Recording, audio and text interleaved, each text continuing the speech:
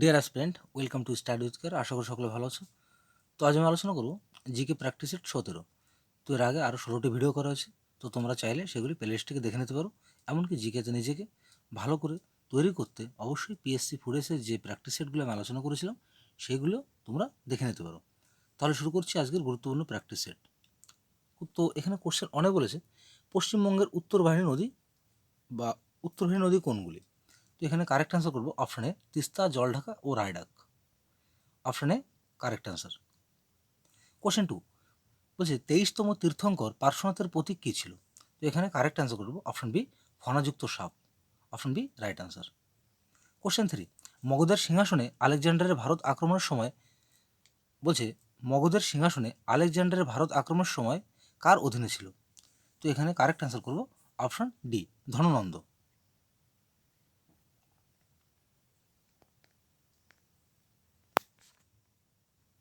করেছিল। তো এখানে কারেক্ট অ্যান্সার হবে অপশন বি, বৌদ্ধ ধর্ম। Option B right answer. Question 5 কোন সম্প্রদায়টি মৌর্য যুগে পঞ্চজাতি নামে পরিচিত ছিল? তো এখানে কারেক্ট অ্যান্সার করবো অপশন বি, কিরাত। কিরাত রাইট অ্যান্সার। কোশ্চেন 6 নিচের কোনটি এখানে স্পেলিংটা ভুল আছে, বলছে নিচের কোনটি পেন্সিলে ব্যবহার করা হয়? তো এখানে কারেক্ট অ্যান্সার হবে অপশন ডি, গ্রাফাইট। কোশ্চেন 7 মৌমাছি এবং পিঁপড়ের হুলে যে তরল বিষ থাকে তাকে কি বলা হয়, বা কোন তরল বিষটি থাকে? তো এখানে কারেক্ট অ্যান্সার হবে option A, formic acid.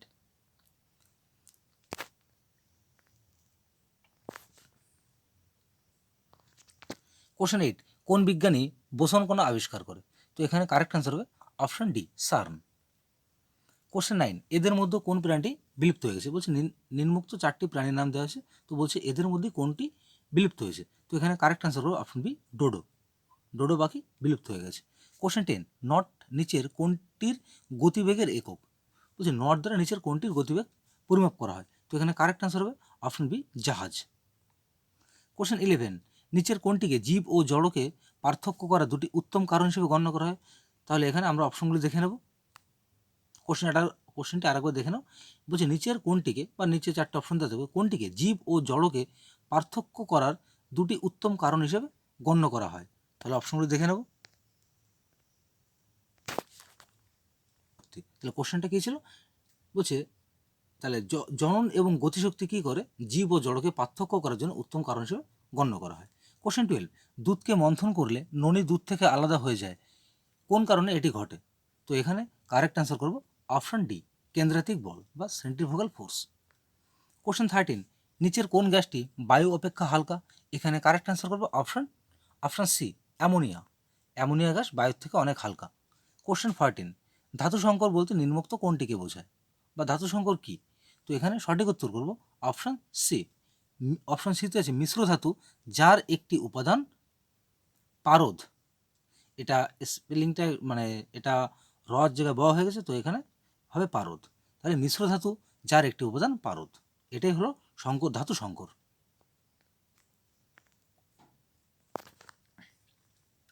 Neutron বোমার সবচেয়ে গুরুত্বপূর্ণ বৈশিষ্ট্য হলো যখন এটা কোনো শহরের উপর নিক্ষেপ করা হয় তা ক্ষতি করে নিম্নোক্ত কোনটি?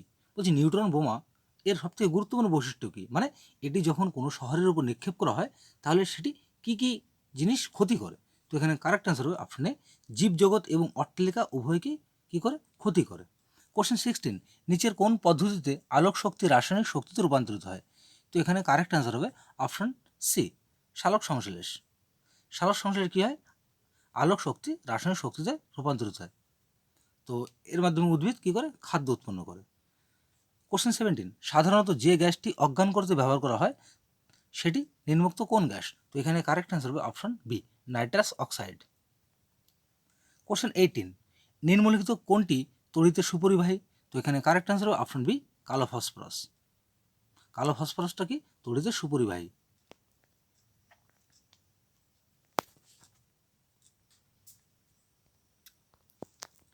কোশ্চেন 19 নিম্নলিখিত কোনটি সবচেয়ে বেশি সক্রিয়? তো এখানে কারেক্ট অ্যান্সার করব অপশন এ, সাদা ফসফরাস সব থেকে বেশি সক্রিয়। কোশ্চেন 20 বলছে কোনো যৌগিক পদার্থে তাপ প্রয়োগ করলে রাসায়নিক পরিবর্তন সাধিত হয় নিম্নোক্ত কোনটিতে? তো এখানে কারেক্ট অ্যান্সার হবে option B, lead nitrate. Question 21 বলছে দিব্যজীবন বা লাইফ ডিভাইন এর লেখককে? তো এখানে কারেক্ট অ্যান্সার হবে অপশন ডি, অরবিন্দ ঘোষ। তাহলে লাইফ ডিভাইন কার রচনা? অরবিন্দ ঘোষের। কোশ্চেন 22, নিম্নলিখিত সারগুলির মধ্যে কোনটিতে এটা যুক্তাক্ষর এখানে হবে না। বলছি নিম্নলিখিত সারগুলির মধ্যে কোনটিতে সব থেকে বেশি শতাংশ নাইট্রোজেন পাওয়া যায়? তো এখানে আমরা কারেক্ট অ্যান্সার করবো অপশন সি। অপশন সিতে আছে ক্যালসিয়াম সিনামাইড। কোশ্চেন 23, সমষ্টি উন্নয়ন কর্মসূচিটি ভারতে কোন সালে চালু হয়? তাহলে আমরা এখানে অপশনগুলি দেখে নেব। তো বন্ধুরা সরি, এখানে একটা কোশ্চেন আমি ভুল বলে ফেলছি, মানে অ্যান্সারটা ঠিক হয়নি। কোশ্চেনটি ছিল 22, নিম্নলিখিত সারগুলির মধ্যে কোনটিতে সবচেয়ে বেশি শতাংশ নাইট্রোজেন পাওয়া যায়?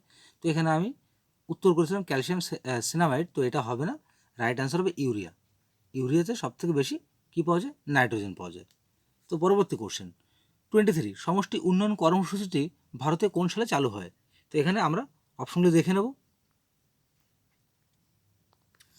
তো আমাদের কোশ্চেন ছিল সমষ্টি উন্নয়ন কর্মসূচি কবে চালু হয়? তো এখানে কারেক্ট অ্যান্সার করবো অপশন সি, 1952 সালে।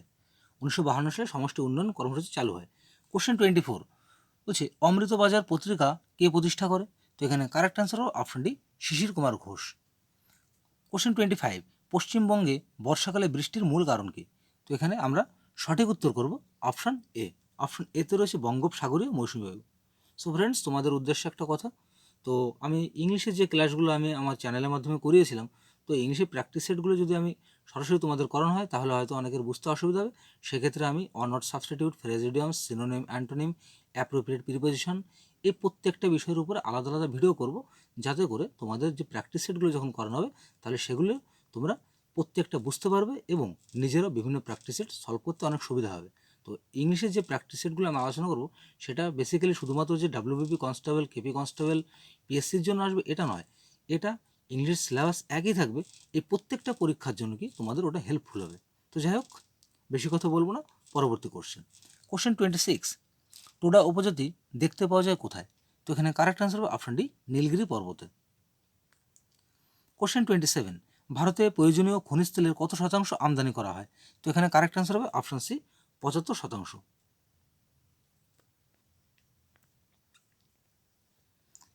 কোশ্চেন 28, উদ্ভিদের কোন রোগটি বীজ থেকে উৎপন্ন হয় না?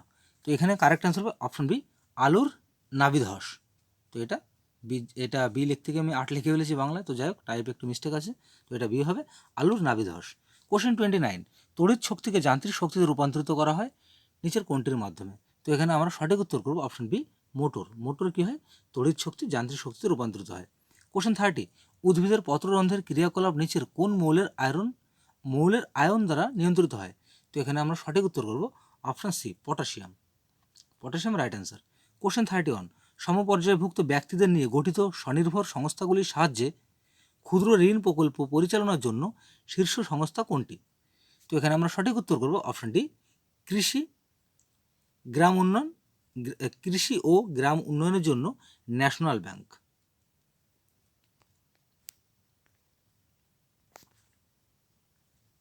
Option D right answer. Question 33, একটি সুতির কাপড়ের এক প্রান্ত একটি গ্লাসের জলে নিমজ্জিত থাকলে কাপড়টি ভিজে যায়, তো এই কাপড়টি ভিজার নির্মুক্ত কারণ কোনটি? তো এখানে আমরা সঠিক উত্তর করব অপশন ডি, কৈশিক ক্রিয়া।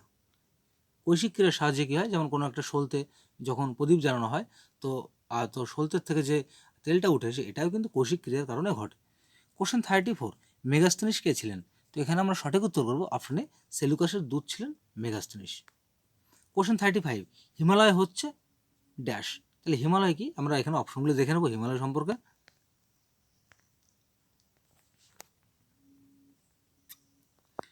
তো কোশ্চেনটি ছিল হিমালয় কোন ধরনের পর্বত? কোশ্চেনটা এভাবে হবে। তো যাই হোক, এখানে 4টা অপশন দেওয়া আছে, তো এখান থেকে সঠিক উত্তর করবো অপশন এ, ভঙ্গিল পর্বত।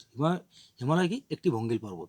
কোশ্চেন 36, আলু, টমেটো, বিট এবং বাঁধাকপিতে কোন লৌহ শোষক ভিটামিনের উপস্থিতির ফলে তা লোহের অন্যতম একটি প্রধান উৎস হিসেবে চিহ্নিত হয়েছে? তো এখানে আমরা কারেক্ট অ্যান্সার করবো অপশন বি, সি।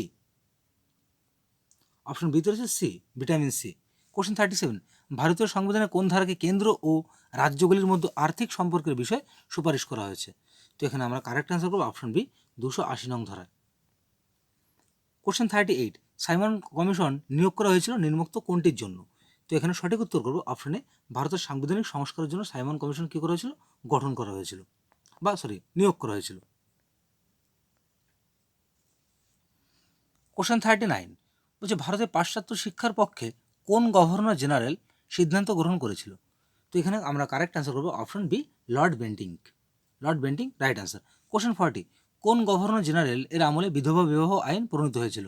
সেখানে সঠিক উত্তর করবো option C, Lord Dalhousie. So friends, শেষ হলো আজকের গুরুত্বপূর্ণ প্র্যাকটিস সেট 40টি কোশ্চেন নিয়ে। তো আমার এই ভিডিওটি যদি তোমাদের ভালো লেগে থাকে তাহলে অবশ্যই লাইক কমেন্ট করো এবং এই নিজেরাও দেখো ভিডিও এবং বন্ধুদের মধ্যে শেয়ার করো এবং চ্যানেলটিকে সাবস্ক্রাইব করে পাশে থাকা বেল আইকনটি অন করতে ভুলো না। আর যদি কোনো কোশ্চেনে কোনো ভুল থাকে তাহলে অবশ্যই কমেন্ট করে জানাতে ভুলবে না। তাহলে সকলে ভালো থেকো, সুস্থ থেকো।